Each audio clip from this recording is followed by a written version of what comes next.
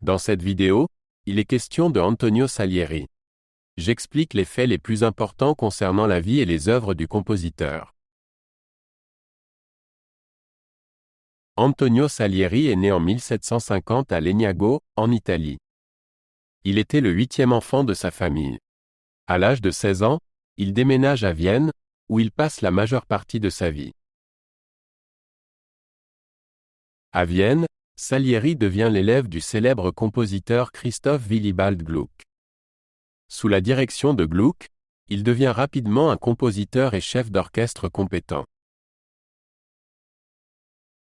Salieri grimpe rapidement les échelons et est nommé compositeur de la cour en 1774. Plus tard, il devient Kapellmeister, un poste très estimé à la cour viennoise. Il occupe ce poste pendant de nombreuses années et influence considérablement la vie musicale à Vienne.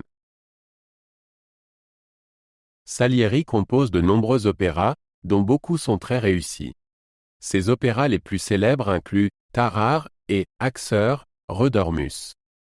De plus, il écrit de la musique sacrée, de la musique de chambre et des symphonies. Salieri et Wolfgang Amadeus Mozart sont des contemporains et des concurrents. Bien qu'un conflit personnel entre les deux soit souvent faussement représenté, il y a peu de preuves à l'appui. Les deux compositeurs s'influencent mutuellement. Salieri est également actif en tant que professeur et instruit de nombreux compositeurs devenus célèbres plus tard, dont Ludwig van Beethoven, Franz Schubert et Franz Liszt. Son influence en tant que pédagogue est considérable. Dans ces dernières années, Salieri se retire de plus en plus de la vie publique. Il se consacre à la musique sacrée et compose moins d'opéras. Il meurt en 1825 à Vienne. Bien que moins connu aujourd'hui que Mozart ou Beethoven, Salieri était une figure éminente dans le monde de la musique de son époque. Son œuvre et son enseignement ont eu un impact significatif sur le développement de la musique classique. Antonio Salieri laisse derrière lui un héritage musical diversifié, allant des opéras aux œuvres sacrées.